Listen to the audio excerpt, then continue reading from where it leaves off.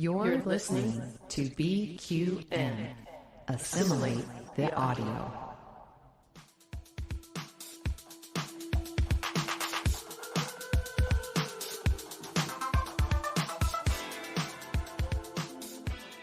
Welcome, listeners, to another episode of All Good Things, a Star Trek Universe podcast here on BQN and Fandom Podcast Network. I'm your host, Kelvin, and with me today, well, who's not with me? Everyone, it's Amy, Kristin, Mark, Christos. Oh, God, saying hello to everyone is going to take the entire hour, so let's go alphabetically. Amy, how are you? Well, hello. So nice to be with everyone. I think this is a first for us, so just so glad to be here. Oh, and Christos, how are you, sir? I am amazing, and I feel like it's been a lot of podcasting the last week, but I'm happy to be here. Fabulous. And Kristin, welcome to the first Full House podcast that you've done on All Good Things. Oh, I'm so excited. It's going to be amazing. And I'm purely being fueled this morning by tea, Earl Grey, hot. Oh, wow. Which can be on fine form then. And Mark, how's things with you? How's the new podcasting studio going? Is it all set up? No. my audio is perpetually going to sound bad for a while, I'm sure. But I did order a new computer, and that should be in the next couple of weeks, hopefully. And so at least editing will be quicker. So you guys will see hopefully more Cinema Z pop out on a more TikTok basis, and less.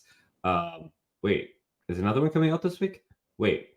Because it's been sort of hit or miss lately, but hopefully more to come. And for today, well, I'm celebrating with there's coffee in that nebula.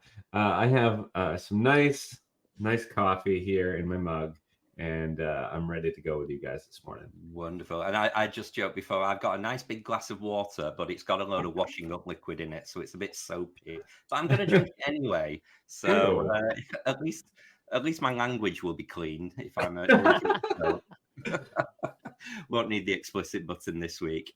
Right, shall we take a look over at this week's Star Trek Discovery? This is the bridge. All hands to emergency escape pods. Escape pod! This week, we get to have a look at Season 5, Episode 8, Labyrinths. Wow, we're nearly there. Only 2 more episodes to go. So, usually if you think when you get to Episode 8 of a season, it's kind of ramping up towards the end and things are all slotting into place. And I still don't really understand what's going on. There's a lot of exposition left to do.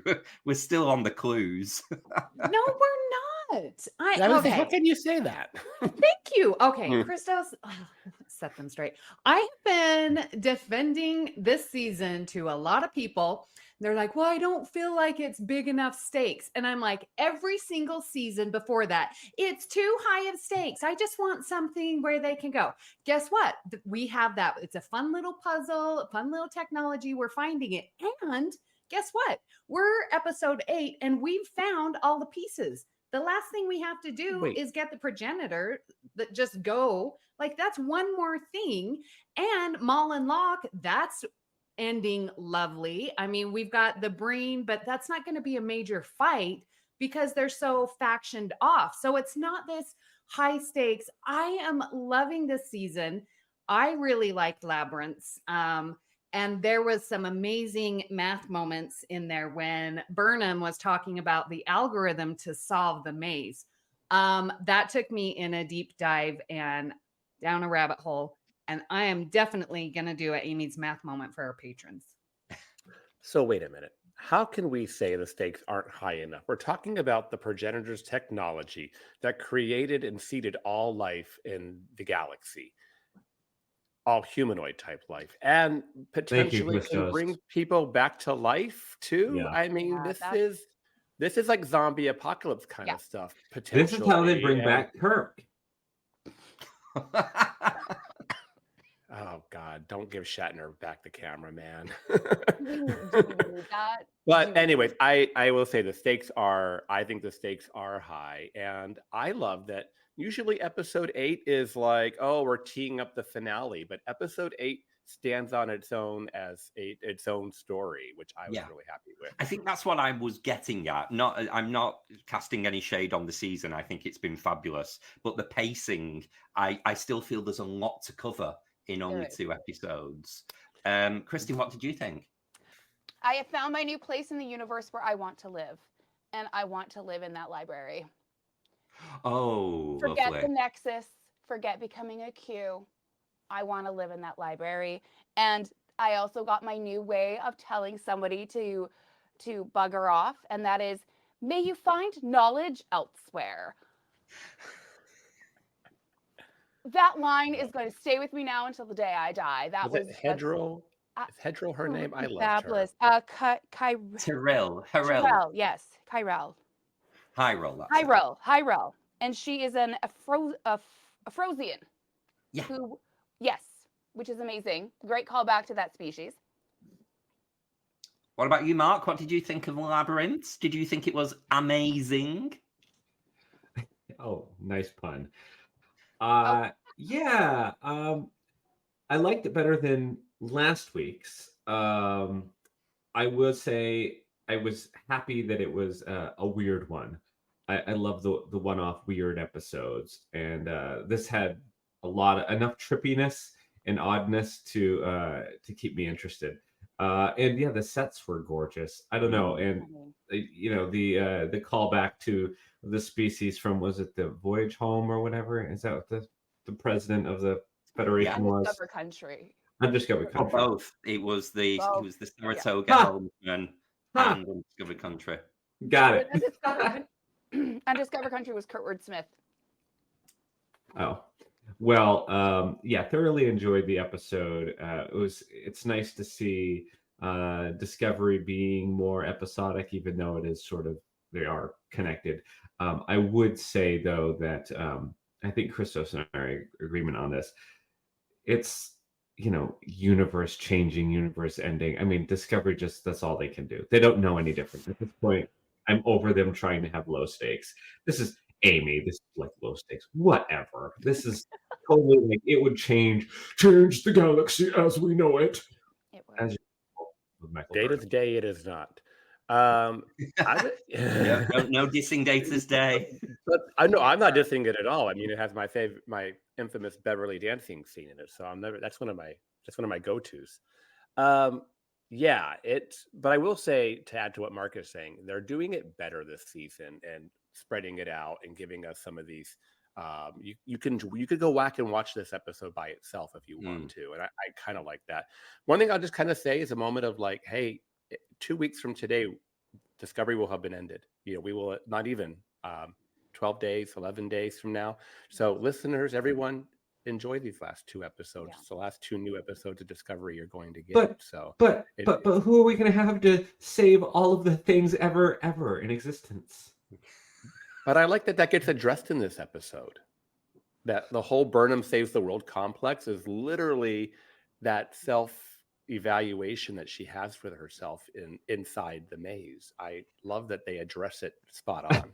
I do like seeing David Ajala playing slightly effeminate in this one. Oh my god! When he had like the little dress thing and he was being really cutesy, almost homo. I love that. I'm so glad you said that, because I thought, why is he being really camp?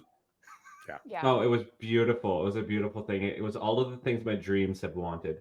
Well, slightly. And then he showed up on the Ready Room in a sleeveless shirt. So there you go. Giving the gays exactly what they knew want. exactly what they were doing this episode. So what about the guest star of Harel? Where has she been? She was a sensational character, fantastic actress. And when I had a quick Google who she was, apparently she was on Canadian Idol. I don't know if you know her, Kristin. It was a good few years ago, but she was a contestant on that who went into musical theatre. I've never watched Canadian Idol. I don't really watch reality shows, so. Oh, there's a story for another day. Oh, Had a girl. I knew you liked you. Yeah. But she was on an episode of Schitt's Creek. So that is because I was like, yes, I knew that she had good taste. So she was on Schitt's Creek. She was on one of the very, very last episodes of that series as well. So maybe people bring her in as a great way to like wrap up their storylines. Yeah. I mentioned this on Let's Fly the other day, but I got like major Poe vibes from her. Remember Poe from season 2? In fact, for a hot second, I was like, is that the same species? I had to ask myself no, it's not. But I really got that same lovable kind of feeling about the character. Yeah, great fun-loving. What I found a bit frustrating about the episode is that we didn't really get to say goodbye to her. Now, maybe that means she's not done. Maybe she's going to be in some element of the next 2. But she was such a presence. And then when the Breen arrived, she was like, "Oh, I've got to go. The Breen are here." And then that was it. We didn't see her. I thought she was acting like a hologram. And I thought she was automated because she had that sort of quirkiness that like the Doctor from Voyager had, kind of like just a quirky hologram. And then they had that, was it when they first got to the new century, 1,000 years in the future, they interacted with other holograms that were a little quirky, a little weird. And so I thought she was going to be a hologram. Then she ended up being a person that was just weird. And I was a little bit let down. I thought it was a good opportunity to have her be a hologram of another species that wasn't, human. But yeah, I don't know. I'm not really that into the Barclay kind of Tilly characters. They're not really my favorite. I found it distracting. I'll be the contrarian. Well, the contrarian amongst the librarian. Well, hopefully she survived the Breen attack. Yeah. Oh, there's no way she didn't. Okay, anyone else for any more on Labyrinths, or have we found our way out? Look at you this morning. We are done. I don't know what's wrong with me today. All these puns are just coming and coming and coming. I actually had a double espresso about an hour ago because I was feeling a little bit tired. So maybe I'm a bit wired. Okay, let us get on to today's topic. We are returning to our time travel series on part 8. Wow. And we are this time heading over to Voyager and looking at Time and Again. I assume 104 means that this is the 4th episode of Voyager. I'm guessing that's what that means. Yeah, so we're very, very early on in the run. Who wants to give a quick reminder of the plot?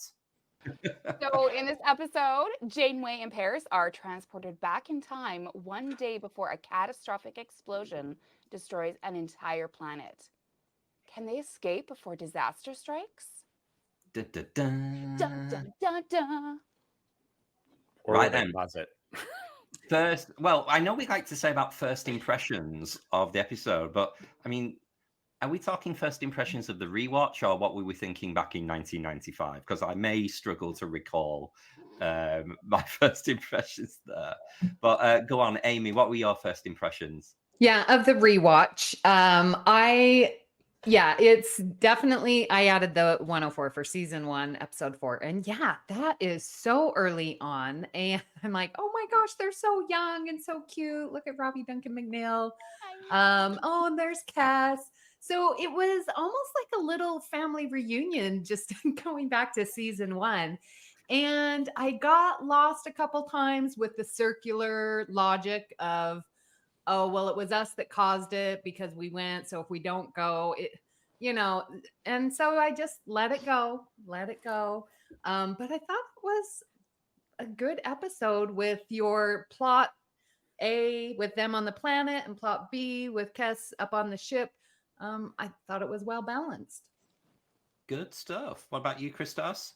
Well, I definitely had watched this first run back in probably January of 1995, and I had no recollection of seeing this episode when I started watching it, other than those outfits that they wore. I kind of remembered that.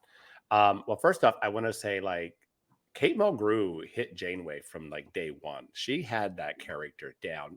That was one thing that stood out for me. Is like, oh, she's definitely strong and in her character, whereas you could see everybody else's characters kind of evolved a lot through Voyager.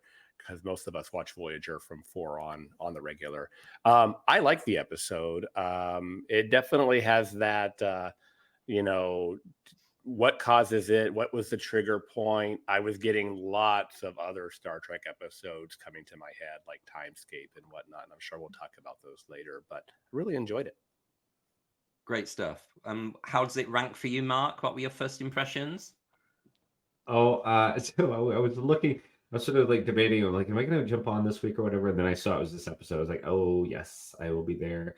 This is one of my favorite Voyager episodes. It's one of the more memorable ones that stands out for me. I love the time travel-ness to it. I love the alternate reality. They have to save, essentially, like, well, here's a high stakes one. They have to save the entire planet, really. And, well, I'd be remiss if I don't mention the late 80s, early 90s Burger King uniforms that they recycled for this episode. I actually kind of love the costumes, not gonna lie. I'm like, I love them. They're so cute. Yeah, well, I like them as well. They had little corsets on them, so everyone looked great. Mm-hmm. Yes. I was just going to say, we have candy corn corsets. It was, they were just adorable and very slimming. And corsets aside, what did you think, Kristin? Again, one of my favorites. I absolutely love early Voyager. I always just love how dramatic everything was. The only thing I didn't like about this episode was that kid was just so obnoxious. But I don't like children, so I couldn't handle him. And he's like, "You lied." I would be like the best reply back would have been like, "I lied with your mama," and just walk away. I've been like, "What?" Yeah. But when Paris was like, "Yeah, I'm going to eat you. I'm hungry," I'm like, "Yes," because that's exactly what I would say to that kid. I'm right there with you, Kristin. Yeah, he was just, I get it. He's supposed to be this no nonsense, find the truth, following his father's footsteps, whatever. I was like, oh my God, you're obnoxious. But aside from that, I love everything else because I grew up watching Back to the Future, and this very much reminded me of like Back to the Future 2, where they're doing the constant circle backs. Well, if we do this here, then this won't happen, and if we do this now, this won't happen. So I've always loved stories of time travel, and what we do here will affect and have that butterfly effect. So I thought this was a great example of one of those tropes, and it was really, really good. Wonderful. I remember season 1 of Voyager. It was back in the time when the VHS would be available to buy before the episode aired on TV. Yeah. So over in the UK, we had to wait quite a while for Voyager on TV. And I remember as soon as the tapes were ready to buy, I would get them. And I just was so obsessed with wanting to know more about Voyager, and this being so early on. This was like the first time we had a Tom Paris episode. Yeah. So it's weird, but I do remember this was on the tape with Parallax, and I did prefer Parallax. And I probably still do in my rewatches as well. But yeah, this is, even though it's episode 4, it's story 3 because Caretaker is 1 and 2. So we haven't got much to go on at this point. So if we go into some of the themes of the episode, as we said, we went back to the day before a major disaster. And I don't know what things are like in the US and Canada, but to me, looking at this from a rewatch perspective, it gave me a lot of vibes around climate change activists, protesters. And I don't know if you guys know what this method is or if it's called something different abroad, but we have a process called fracking here in the UK. And it's about kind of like digging down, and there's risks of tectonic plates splitting and earthquakes, and it's very, very dangerous. And there's lots of fracking protests of this is not a way we should be generating energy, it's dangerous. And I got major vibes from that. So apart from the baddies having guns and shooting people, I actually didn't see them as huge villains. They were environmental protesters, really, weren't they? They were. They're a bit radicalized, obviously, in their beliefs, and kind of like I thought about that exactly what you were saying when they actually have the shootout and Paris gets shot. He's like, "That's on you, because he has to make his conscience feel okay with that because that's not who he is to be shooting people, right? But so he had to make himself feel okay with that you did that, not me. But yeah, fracking is a really good example because with fracking we have earthquakes all the time in the U.S. where we don't have earthquakes, and it's because of all the chemicals in water that's being left in the water table, and it's disrupting the geology. Yeah. So yeah. So we've got also as well a reference to shattered subspace. Not the first time we've seen that before. Well, actually, it is the first time on Voyager, but we see it again several times. So yeah, you mentioned earlier, Christos, that there was elements of Timescape. You have Shattered, and we even have the recent episode of Discovery as well with the time bug. So I know in last week's episode you were talking about how there was a lot of examples of firsts, and I really like this concept of shattered subspace and the little things floating around the planet's surface. Yeah, there was one TNG. I know you said Timescape, but what's the one where the clicking and Schisms. Riker gets sucked through? That's a subspace. What was that, Kristin? Schisms. Yeah, schisms.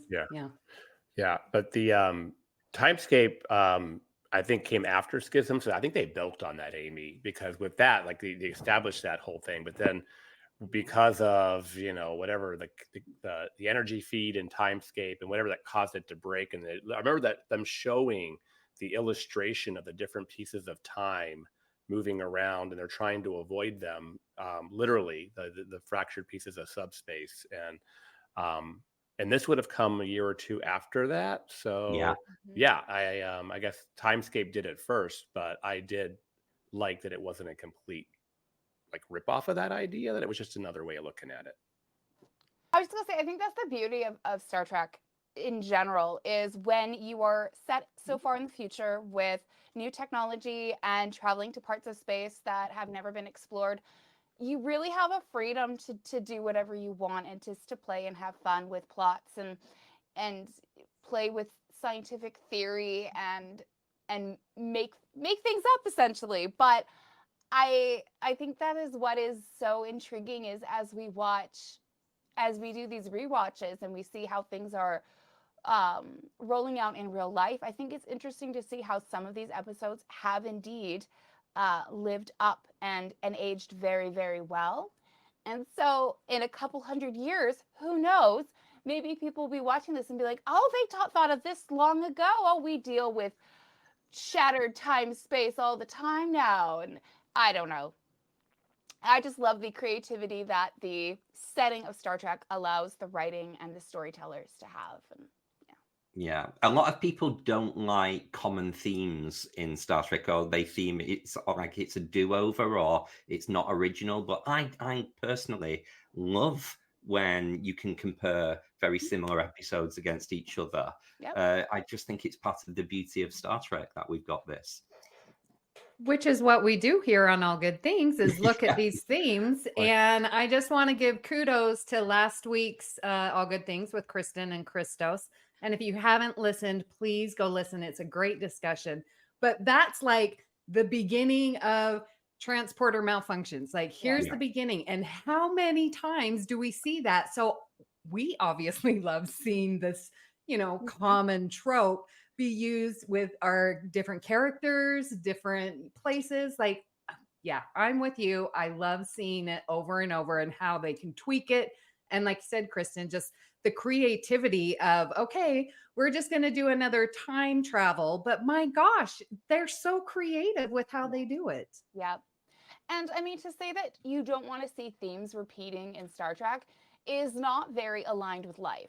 Life is full of themes. We have themes come up all the time, and the same situations cross our paths, sometimes for the good, sometimes maybe not for very good.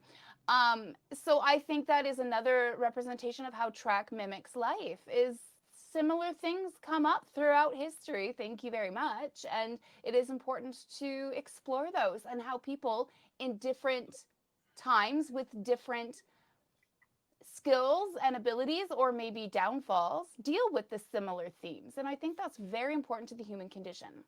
Yeah. All so I this has guess- happened before, and all will Yeah. happen again. Yes. Wait, that's another franchise. Sorry, BSG fans. No, wrong But I podcast. guess what we're saying is that scenarios will come around time and again.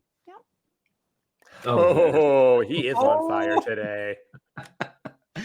Right, Amy, let's try and make sense of this kind of was it or was it not a Prime Directive violation? Because Janeway seemed to turn on those heels and change her mind. What do we think? So this was one of the things that I was with Paris, like, Janeway, what are you talking about?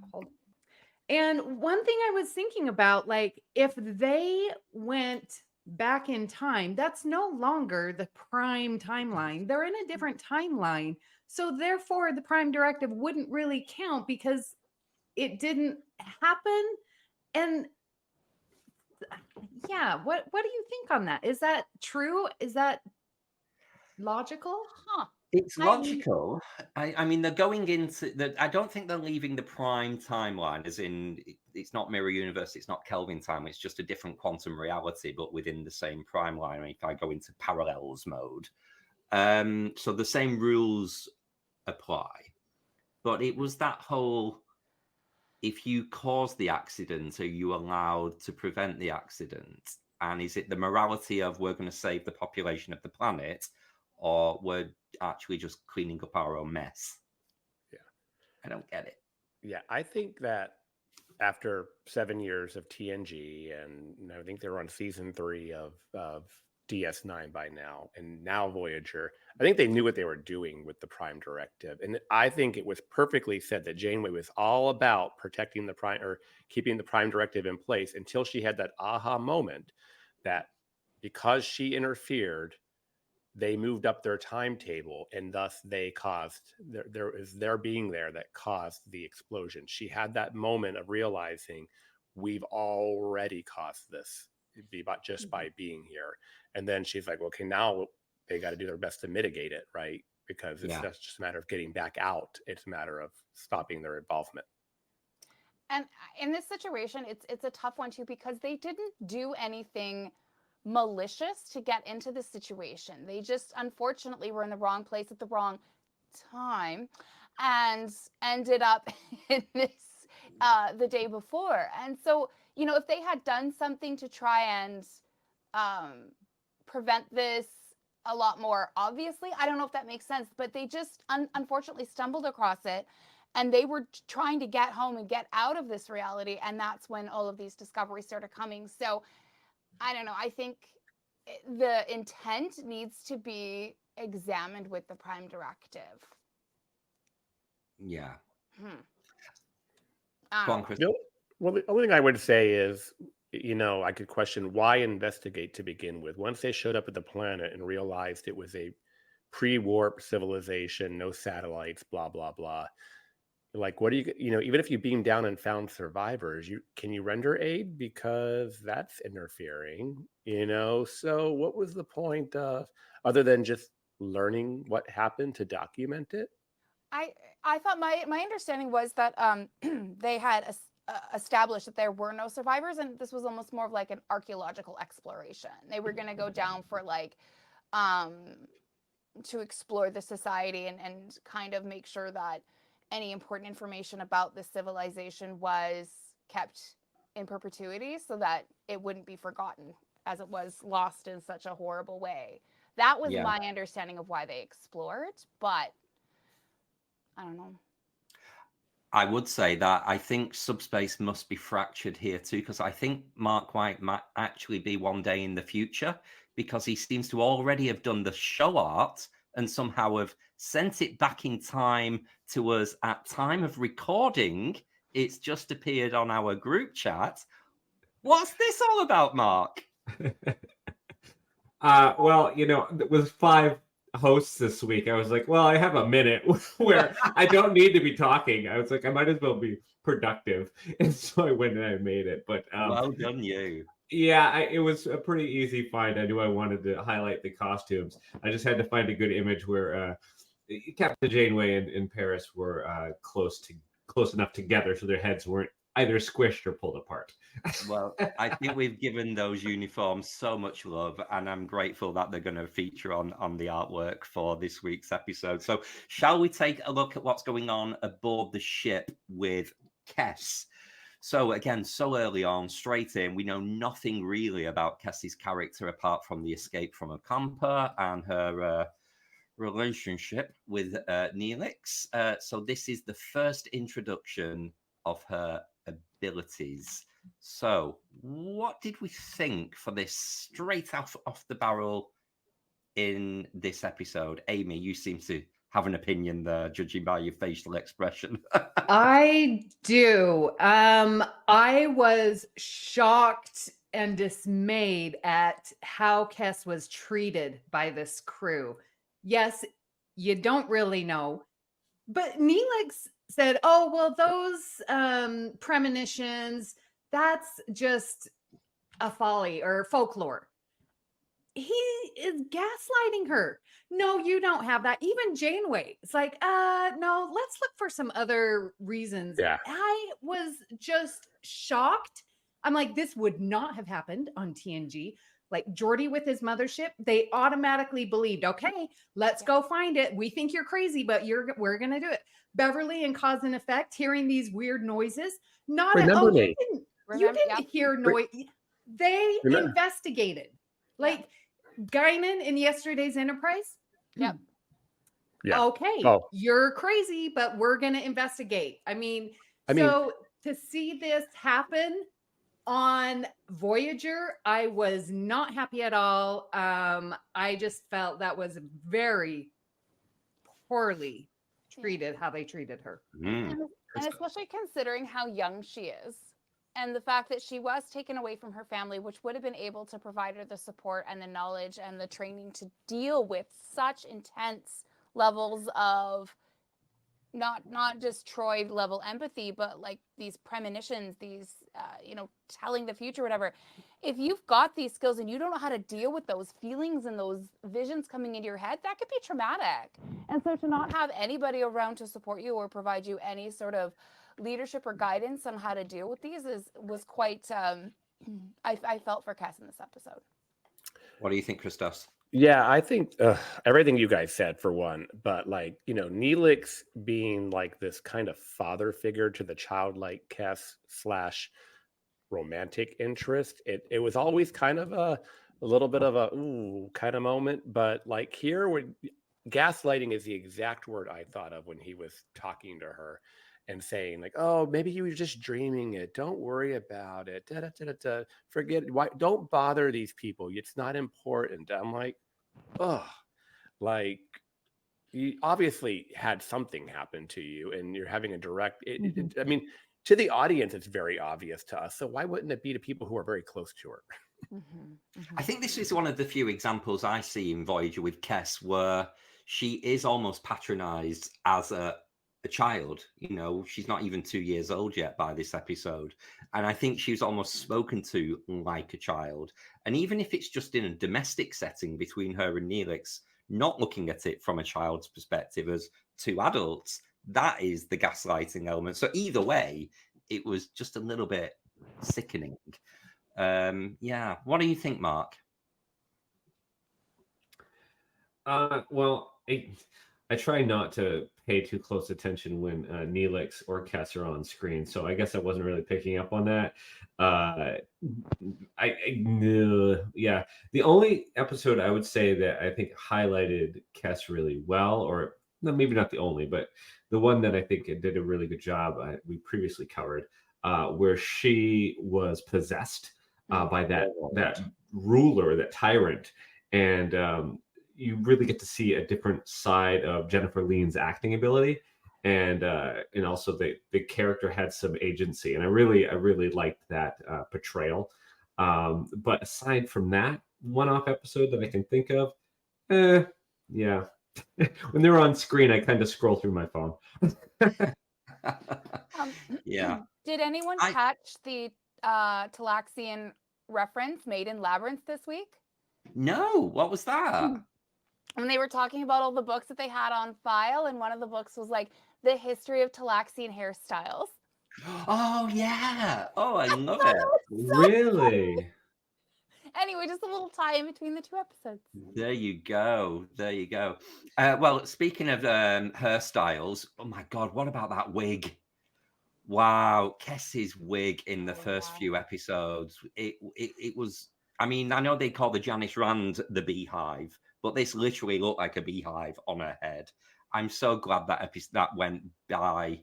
I think like Eye of the Needle was the episode where they got rid of that, which was just a couple episodes in front. Kelvin, I glad you clarified there because I thought Janeway's wig was amazing, and I thought you were going to I thought you were when you put the wig in the comments. I was like, I thought you were coming after Janeway's hair. I'm like, I liked it a lot, but so yes, Kess's is awful, but Janeway's was really nice. Yes. I always feel really terrible when we kind of like boil down the actresses to, oh, look at their hair. Well, it's really disrespectful, Well- but my God, it took me out of the episode. But I it's couldn't- I costuming just at this can't. point. Yeah. Well, let's talk about the hairstyles on the men on the planet and the fact that they were that blonde was not good. That was a brassy blonde. They needed to tone that down real fast. So we can talk about their hair too, that it was a mess. I With did think almost the other guy, orange. the brunette guy, he was quite hot though, so I would talk about his hair all day. Was he the Oh, one that yes, sir. died? He was the one who shot Tom Paris. I Oh, think. him. Okay. With the nice hairy chest, he was nice. Yeah. Mm. Right. I love the direction this show always inevitably takes. It's amazing. It does. It does. I also thought it was very interesting, again, considering where we are in the journey of Voyager, not to drop a pun there, but the way Kes just walks onto the bridge, it's like, you've been there, you're the passenger at this stage. You haven't even got a job on the ship. You just wander onto the bridge. I just found that a little bit hubris, to use one of you guys' terms. I didn't like that. And I know we've said, oh, well, Guinan does it in yesterday's Enterprise, but I mean, she hasn't She's just, been on Picard for just several arrived. hundred years. Yeah. Also, Neelix just going in and taking over Janeway's private dining room, I thought was really. I get his intention was good, but buddy, come on, what are you doing? And then, as someone who's recently just been cooking outdoors with a lot of fire, that food that he was making would have just been burnt to a crisp. No one's gonna want that. Good grief. So is this the episode that we now solidify Kes having premonitions and, sort of our Troy character for the show? Is that where it's set up? And would we agree with that? It is. And do we think they were kind of templatizing that it works so well with Troy that let's give someone with these premonition-like abilities as a similarity? But yeah, it's the same way that every show has a Spock and whatnot. Mhm. And I mean, I'm sure this was also mapped out when they developed the characters. Okay, because it is the third episode effectively, right? So it's like they kind of had a thing for what they're going to introduce at the beginning of the show. So yes, I think they liked Troy, obviously, and wanted to find a different way to keep that going. But the thing with Troy is she had been through, like, she had her degree. She had been through counseling training. She had been through Beta Z training where she was, like, taught how to properly hone and control her skills. Kes is more like the Beta Z that they run into on Tin Man. What was his name again? Tam Elbrun. Yes. And that his skills and his abilities were just running wild. And so they almost at some times cause more damage than they do good. And I think it shows the importance of knowing your skills, knowing who you are, and ensuring that you are using your skills properly. And maybe that, I don't know, the importance of education or the importance of just tempering your skills. Right, is it time we check out some assimilations and regenerations for this episode? So let us start off. I'm going to start because I just love it. And you mentioned, Christos, about Janeway coming in straight away. We knew who Janeway is already in this episode. Janeway in a hostage situation. Go and say this to that man. Schwartz says to him, I'm a hostage. I just love it. I remember at the time in 95 watching this episode going, yeah, go on. Don't fall for any of that shit. Oh, what is the sassy thing she says to Paris when he's talking about the Prime Directive? I meant to write it down, but he says something about his dad and the Prime Directive, and she's like, it was just kind of a snarky, like right back at him. Oh, now you're probably gonna have to edit that out because I don't actually have the line. Hold on, I can maybe save IMDb. Yeah. Anyway. Well, why we dwell on that? Let's take another assimilation. Go on, Amy. You know, I really liked how, since we were talking about how Cass was not believed, that we got this closure where she's like, I need to see this and confirm that the planet is still alive, because they never believed her. So when she's like, oh, when she finds out, oh yeah, the planet's fine, it's like, I don't believe you. So can you please show it to me? And I really thought that was nice closure for that story. That's interesting. That's a little bit like at the end of Remember Me, when Beverly says how many people are on the Enterprise. That, yes, that's the right 1014. That's the right amount that should be. Yeah. So I liked the premise of this was something that we haven't seen before in our time travel series, where we weren't really going back very far. It was just a day. And also we were getting to see the life of the species that at that point in time had been completely extinct. So preventing that species, it was a whole other twist on the time travel phenomenon. Usually it's like, okay, we just need to get back to the proper time and blah, blah, blah. But it wasn't just that. It was the stakes were higher. The stakes were like, okay, we also have to, save this planet from annihilation. So it was a cool way to spin the time travel series. So I like that approach. So that's my assimilation. Thank you. Christos? Let's see here. Do I pick the one that I would call something that Kelvin wrote, and we could talk about Robbie's arms and chest in the outfit? We could have talked about that a little bit, but he was definitely a little bit more worked out at the beginning of Voyager than he was at the end of Voyager. And with that, I really liked how just that nice tiny touch of putting the uniforms in the storefront window as like, and then everyone's like looking, ooh, what is this? New uniforms. I thought that was pretty cute. And Kristin, have you got any assimilations for the episode? I just really love early episodes and how they help to establish certain things to carry on. So, for example, this episode was the first time they talk about the Delaney sisters and how that's sort of that ongoing joke throughout the rest of Voyager. So, I don't know, just seeing the creativity that comes out of the storytelling this early on. I love watching the season ones of all the Star Treks. And I know a lot of people say that they're the weakest, but that's what everything ties back to and really branches off of. So this is one of those for me. All right. I have my Janeway line, folks, that I can add to it now. I've been researching here as people have been talking. So Janeway and Paris are talking in the plaza, and talking about Paris is talking about his father, Admiral Paris, who he's, and he says, my father used to talk at length to us about the Prime Directive once a year, like a holiday sermon. And Janeway's like, he considered it the guiding principle of space exploration. And Paris is like, to be honest, I tuned out of most of his sermons a year ago. And then she just says, well, tune back into this one. I'm like, and it's the way she delivers the line, it totally makes it too.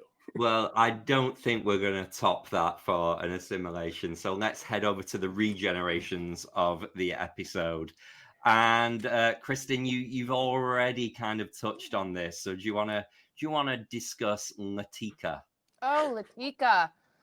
Oh my gosh. I haven't liked kids since I was one myself. And I get that, kid actors are going to be kid actors, right? So they're going to overact and do their thing. We're not going to have, Drew Barrymores and Haley Joel Osments everywhere we go. So he was just a bit much. And I'm like, buddy, you're making the situation so much worse and really like kiboshing their plans to be able to kind of clandestinely fix their problems. And if it wasn't for him screaming and yelling the whole time, maybe things would have been resolved a lot more seamlessly.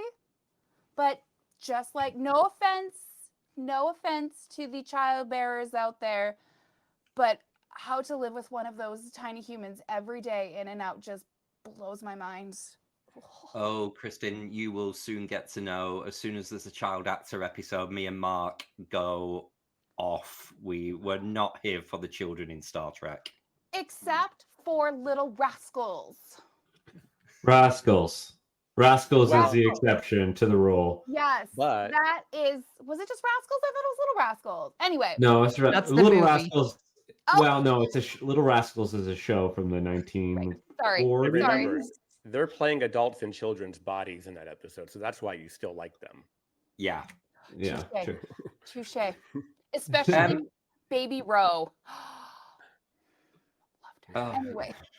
I just watched. I've got, and it's more of a question rather than a regeneration. But why was Tom Paris on the away team? I don't get it. I got it. Okay, so I got you. The real world pilot. The real world reason was he in the beginning of the show he was supposed to have a bigger part, and he was supposed to be a love interest to Janeway. What? Oh, And they abandoned that pretty early on. Guys. Because their chemistry is very like aunt and nephew. That's how I got it. Yeah. Well, there you Good. go then. There you go. Any other regenerations? Yeah, I have one. And Mark, this will be like the first time that I actually have come up with a rewrite, because you do that on Cinema Z. And I'm always like, I have no idea what I would rewrite. I have a rewrite for this episode, and it goes back to the doctor. We see him very briefly complain about, oh, there's new people on the ship, which I don't understand if this is episode 3, whatever. So they could have like ended in sickbay with Neelix and Kes getting a full workup. I mean, just a little thing to close that story, just a little, and then the doctor's happy and we know that he's doing his job and stuff like that. And a huge line of all the Maquis crew in the corridor on deck 5 waiting with a number because the doctor's going to examine them. That was so random to just throw in and then not address. Like, that is not appropriate. That is not efficient. That is not what you do in Starfleet. No. Yeah. Well, I would also be like, if I were Robert Picardo, I'd be like, is that all I'm getting out of this? It's like the 3rd episode and he's got a 3-minute scene and doesn't get to leave that set. I'm really like, I'd be worried if I were the actor at that point. What did I sign up for? Little did he know he would steal the show. I just want to pile on a regeneration with Kristin. Just the kids, vent them out the airlock, all of them. No kids in Star Trek. Anyway, I'm done. Go all Rosalind on them. Yeah. I feel Picard in season 1 where he's like, why are there children on this starship? Mm-hmm. And it just seems like unnecessary risk for people to take with their families, to put them on a ship that is literally boldly going where no one has gone before. You don't know. Is that safe? Where's CPS kind of doing some like checks to make sure we're all good here? I feel like something we didn't see enough in TNG, which was the idea of the saucer separation was supposed to be done to send the families off to safety, and it just became too expensive of a thing to do, so they didn't do it very much. Nope. Yeah. So let's take a look through some of the trivia and continuity for the episode. So, Amy, would you like to start us off? Yes. So this episode was shot on location at the Tillman Water Reclamation Plant, which is also the location used to represent Starfleet Academy in the First Duty and in Paradise Lost Starfleet headquarters. I love that. Something as boring as a water reclamation plant Right. is like the mecca But- for us. To add on to that, though, when they show the outside shot of the place and it looks all, that's the San Diego Convention Center. Is I actually- it? Oh, Yeah, wow. that's where, which was where Comic Con is held every year. But I ended up like Googling pictures inside, but I went to TrekCore and found the still so that I could be like, is that? I thought so. Yeah. Love it, love it. I'm stealing this second one because it's my favorite. So Tuvok randomly throws a line in when they're talking about polaric energy and the dangers, and they say it's very reminiscent of a similar disaster on Chowtok 4, a Romulan world several years earlier.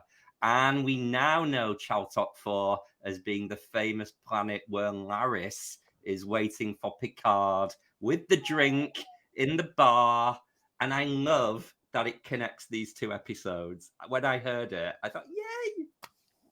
Yeah. For Laris. Justice for Laris. She'll be on her third or fourth drink by now, bless her. And the energy can go right there and be added to Omega and Genesis of all these things that you can't mess with anymore because something really bad happened.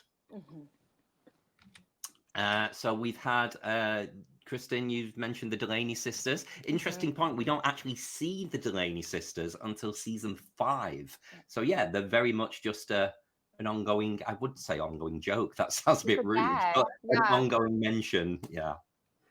Yeah. So this is also the first of 9 occasions where Janeway dies or is presumed dead by the crew. Wow. You know, could when you're actually- presumed dead that often, you know you're living out loud. You are. Yeah. Wait, name the other 8. Yeah. Oh gosh. We can totally like spin this off as its own series. All the episodes where Janeway's presumed dead. You got 9 episodes right there. First one. Oh my gosh. Sign me up. I am down for every single one of those. A new series. It's been so long since we've had a new series idea. Oh my gosh, I'm loving it. It could be not just Janeway, but any episodes in which major cast members are presumed dead. Yeah, There you like go. Mark New said, series. he's dead, Jim. Yeah. Jim. Yeah. Michael Piller wanted Janeway front and center in the action to help establish her character as the series lead. And I guess they really did accomplish that. Yes. Indeed. Although Well, she was the over- one that got knocked down and hurt and had to be carried away. So I kind of didn't like that, that Tom was the one coming in and saving her and that like she needed saving. Gosh, she's a woman. Boo. Can we talk about that scene though? And I know I've talked about this kid way too much, but right when everybody like everything gets resolved and everyone starts disappearing, and that scene with Tom lying like sort of a prone position on the ground, and that kid just has his arms draped over him, like what do you do? It was uncomfortable. It was uncomfortable. Well, It's just But maybe the idea is, like gay kids can be super annoying when they're very young, right? So maybe he's gonna grow up to be gay. No, it's just love. It's just love. Thanks, Michael. Loving all the children. Thanks, Michael. Little side note, the annoying young kid growing up to be hot and gay. So the hologram in Janeway's holo novel, the little Lord Burleigh boy, is really annoying. And he grows up to be really hot. And he was the changeling that Worf caught in Picard season 3. That's right. So there you go, another little fact. Oh. So when we get to do the Janeway's Victorian holo novel episodes, I will repeat that statistic.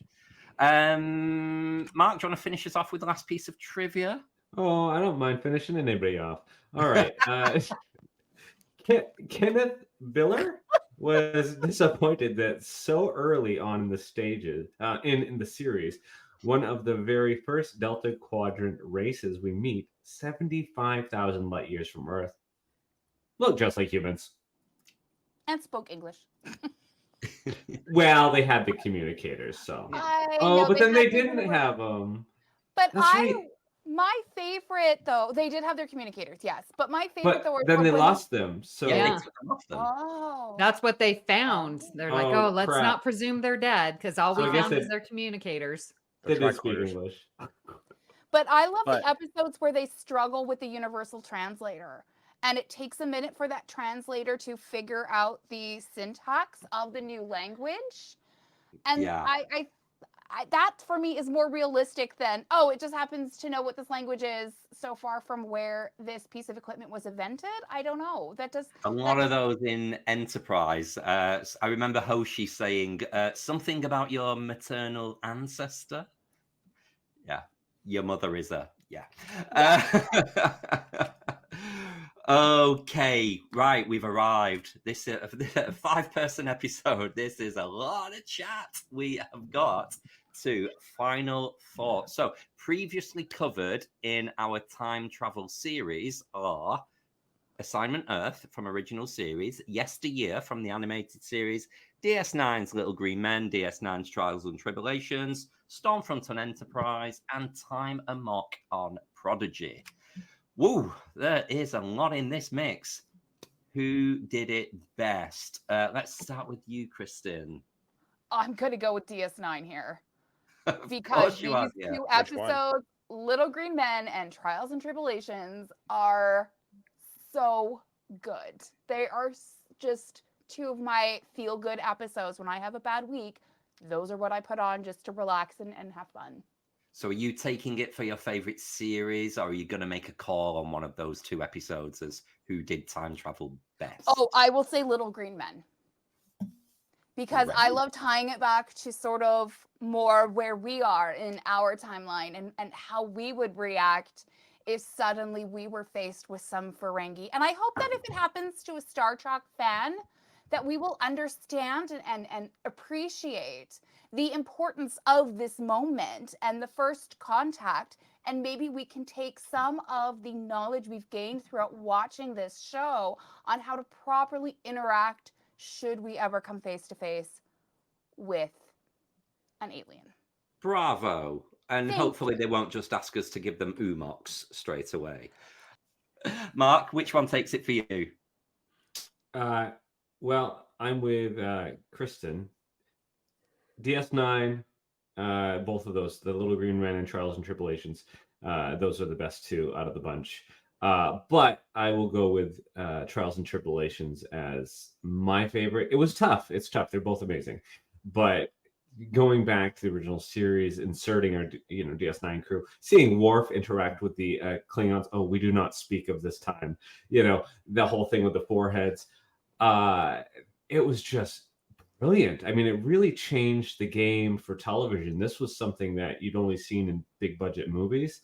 And here we are in a TV show where they're going back in time and using this old footage. I mean, it was just brilliant. I just love it. It's one of my favorite DS9 episodes ever. I mean, we could talk for an hour about which is the best time travel episode in Star Trek. So this is a snippet of that conversation. But how does Time and Again fare for you, Christos? I'm going to go with DS9's Trial and Tribulations, more so for like what it made me feel like when I first saw it back on the 30th anniversary. And to Mark's point, this is something you don't see. This is something you see in movies like Forrest Gump or something like that, right? And I believe it was the very first time we saw an updated, really nice version of the original Enterprise, right? The original Constitution class Enterprise being done in modern day special effects, and it looked amazing. Otherwise, this is before all the remasters and all that stuff. So it was a first to see that, like, really looking the way it should have. Great stuff. And Amy? Yeah, I just have to go Prodigy Time Amok. That to me is the most creative, out of the box thinking to have everyone time traveling and moving through time at different rates. The math behind it is amazing. I think it's way more creative than anything we've seen before, including this Voyager episode. So for me, who did it best? Prodigy Time Amok. And what about you, Kelvin? I'm going for TNG Yesterday's. Oh, it's not in the list. I'm going for. It will be soon, I'm sure.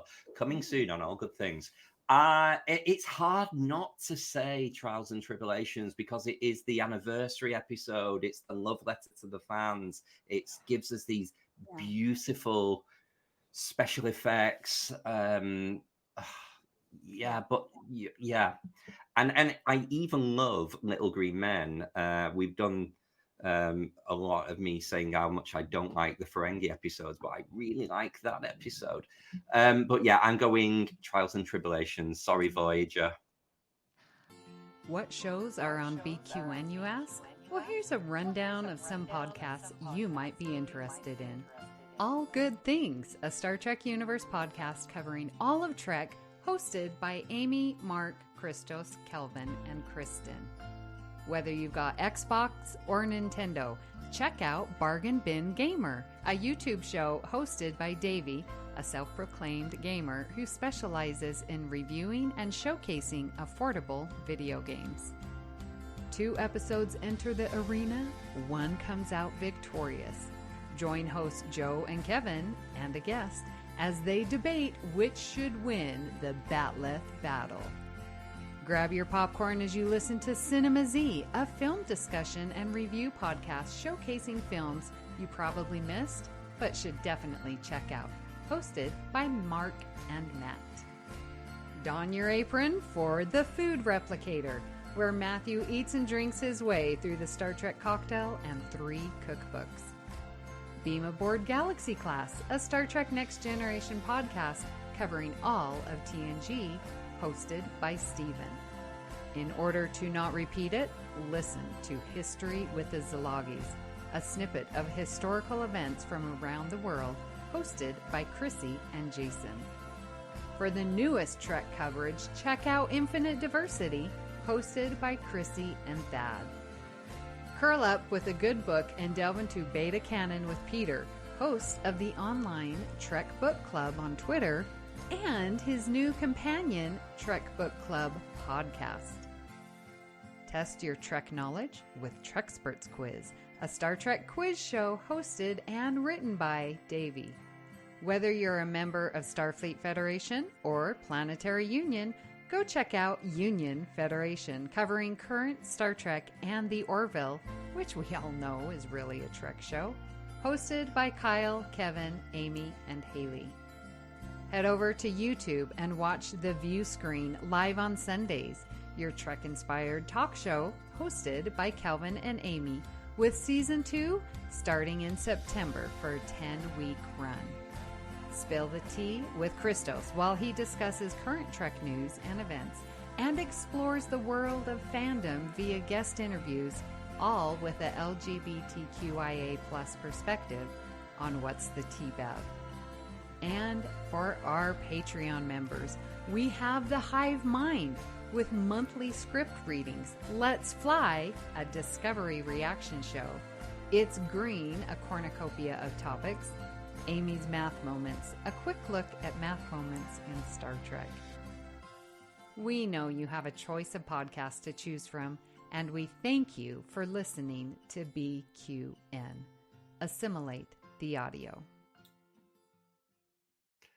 Right, Christos, what are we doing next week, please? Well, speak of the devil. Next week, we're going back to the Get Off My Ship series with none other than TNG's Rascals. So, yeah, I guess we get to take that deep dive into that episode just next week. And I have some thoughts on that one, so tune in. Yay, child actors, lovely. We would love to hear what you thought of today's episode and hope you'll join our Facebook group, the BQN Collective, or on our Discord server to continue the discussion there. You can reach us at All Good Pod on Twitter /X and Bluesky. Please make sure you follow the network on Twitter, Bluesky, and Instagram at BQN Podcasts. We've also partnered with our friends at the Fandom Podcast Network, where you can find us by searching the master feed. Links can be found in the show notes. So, Christos, where can people find you when you're not eating children? You can find me in Facebook in the BQN Collective. You can find me on Discord, more so lately. You can find me on Instagram at Greek Geek SD or at What's the Tea-Bev, and also on What's the Tea-Bev. And Amy, where can people find you when you're not chasing handsome men with big hairy chests hanging out? Well, I am doing that quite a bit. So when I'm not doing that, please find me on Discord, Amy Nelson 522. That's been my new favorite place. Of course, our BQN Collective. And you can listen to my discovery thoughts on Union Federation. Mark, where can people find you when you're not wearing your candy corn uniforms? Well, when I'm not doing that, you can definitely find me in the BQN Collective Facebook group. You can find me on most platforms at MW207.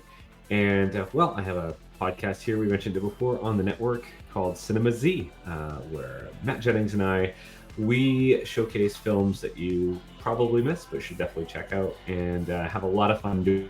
We drink cocktails, and we get a little irreverent, so you might not want to listen with children. Just saying. And Kristin, where can people find you when you are not serving up some delicious Whoppers? I can be found on Facebook, of course, under the BQN Collective. I am on Instagram at kstratz, STRATZ. I am on Reddit at user Garrick's Fan Club, and then of course, coming, I believe, in September for season 2, I will also be back on the view screen. And Kelvin, where can people find you when you're not showing off your guns in this fabulous cropped moment that you've got on? Listeners, you are missing out on the visual that I am staring at right now. I thought I'd wear a little bit of Janeway for a Voyager episode. Thank you, Kristin. When I am not cutting sleeves off t-shirts, you can find me on the BQN Collective Facebook group, on our Discord server, or you can come to me directly on the socials at Kelvin's Timeline. If you'd like to help us keep all of our shows coming to you each week, you can become a patron of the network on Patreon. For just $1 a month, you can join our Let's Fly reaction show, script readings, and enjoy a special patron-only shows of It's Green and Amy's Math Moments. Visit patreon.com/BQN to get all the details and watch your messages.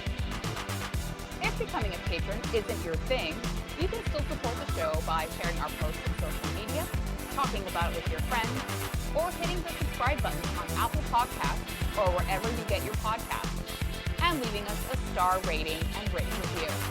That helps others to find the show. At this time, we would like to thank our very own associate producers, Mahendran Radhakrishnan and Jenediah Seastrum. A special thanks to Graham Kelly for our opening and closing music, and Mark White for our artwork, which he met in time to give us right now in the future. Thank you for listening. We hope you'll join us as we search out. Now! I want my father! No, wait, that's next week. All good things.